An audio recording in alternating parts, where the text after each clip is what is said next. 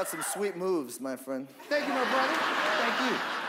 Thank you. And this has been a busy year for you. 3 big movies. You got Crazy Stupid Love, Drive, Ides of March, huh? Yeah. That's pretty good. It's a bit overkill. Is it overkill, you think? It's a little too much. Think you're overexposed, everything? I'm sick of myself. Really? Wow. Yeah. Wow. I can't imagine how everyone else feels. And how does... Don't. I saw the applause sign. I know. I'm hip. And it's a nice suit. You look good. You look sharp. Thank you. I feel a little self-conscious about it. No, why? Well, because I already wore it once. You wore it once?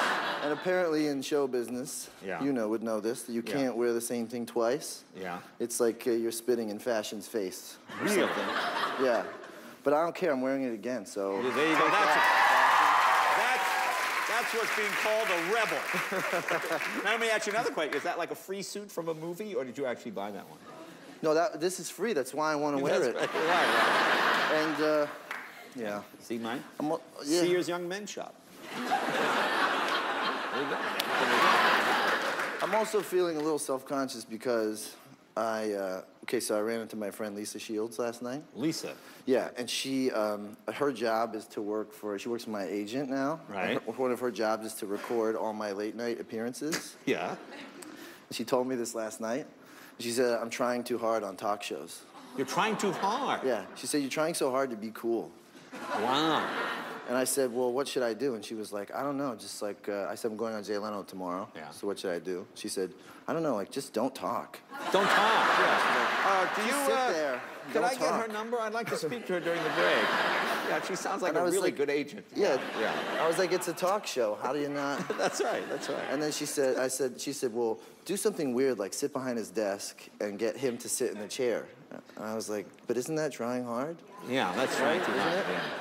You don't want to do that, do you? No, yeah, that doesn't work. But you and I do have something But I'm in going to try not to try hard on this, so I'm just going to be real relaxed. You know, we should find some common ground. Okay. That always works. Now, I found some common ground with you. You like motorcycles, I like motorcycles. I was thrilled to learn this. Now you like bikes, right? Cool. So when did you... That's cool. Yeah. See, that's cool. Real cool. So when did you first get into bikes? Oh, yeah. Okay. Well, when I was a kid, I think I was 8. Yeah. I was walking to school, and I saw a guy get hit by a car on his motorcycle. And he flew off the bike. Yeah. And his helmet flew off. Yeah. And I had my backpack, and I walked up to him, and I was right above him. And he had this long blonde hair, and all this blood started pouring out from behind his head. And I looked down, and he looked up at me and just saw this little kid. I don't think if he knew whether he was in heaven or hell. And I thought, my first thing I thought was, I gotta get a motorcycle.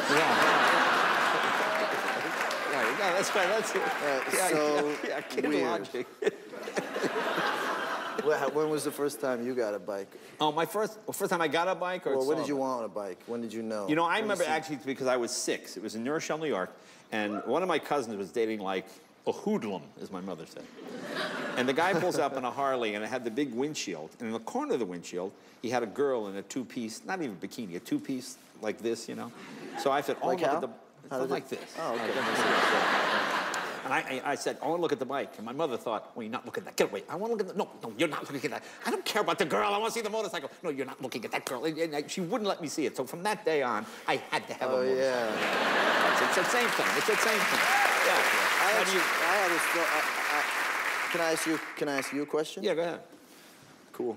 I heard that you got in a motorcycle accident, broke your leg in 3 places, got gangrene, and still did the show. That's right. We just did the show. True story? Yeah. When you're on NBC, you miss a day, you're screwed. Okay. You don't miss a day. You don't miss a day. You're out. You're out. Let's take a break. More with Ryan right after this. Be right back.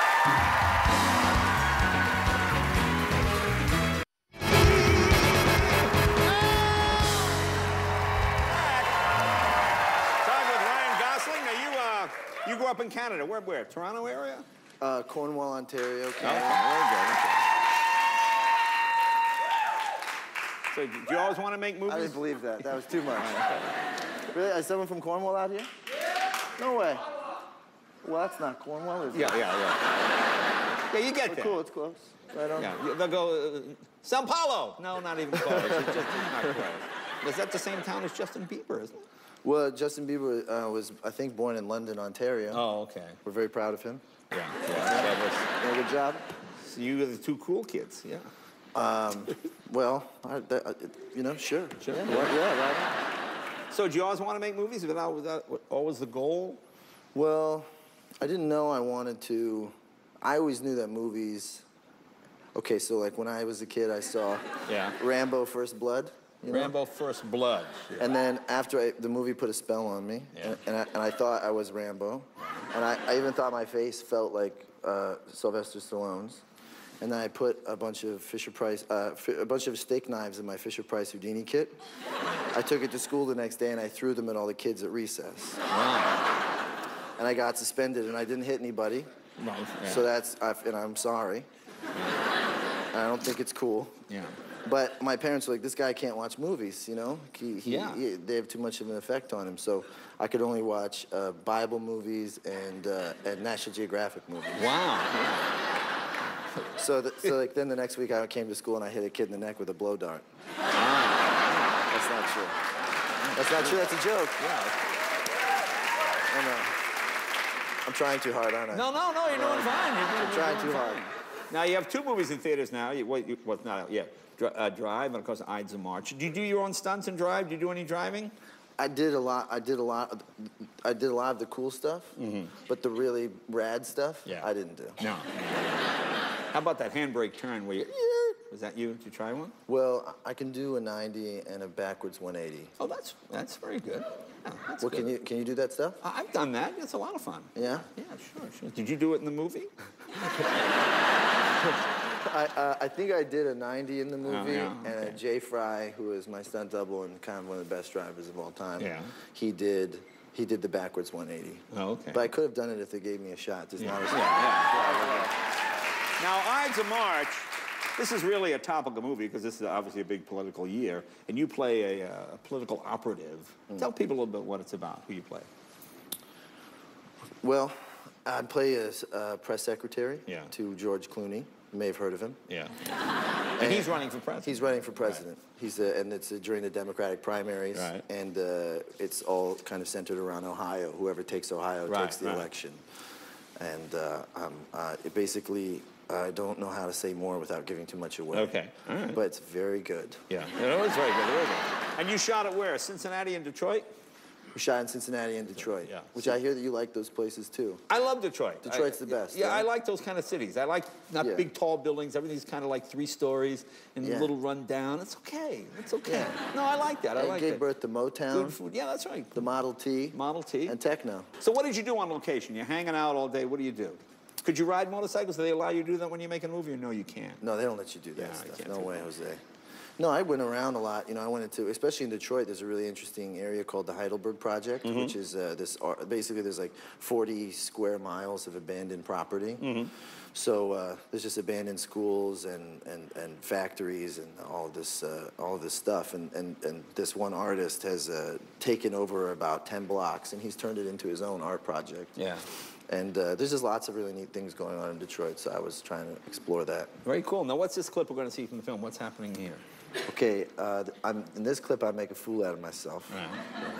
Evan Rachel Wood is an intern working for us, and I realize in the end that she's flirting with me, but I'm slow on the take. All right, let's take a look. Ides of March opens Friday, October 7th. Ryan, thank you, buddy. Be right back with Paulie Collette right after this.